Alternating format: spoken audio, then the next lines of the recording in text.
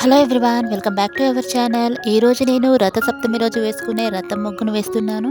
నేను వేసే ఇలాంటి ముగ్గు మీకు నచ్చినట్లయితే లైక్ చేయండి, షేర్ చేయండి. మీలో ఎవరైనా ఫస్ట్ టైం నా వీడియో చూస్తున్నట్లయితే సబ్స్క్రైబ్ చేయడం మర్చిపోకండి ఫ్రెండ్స్.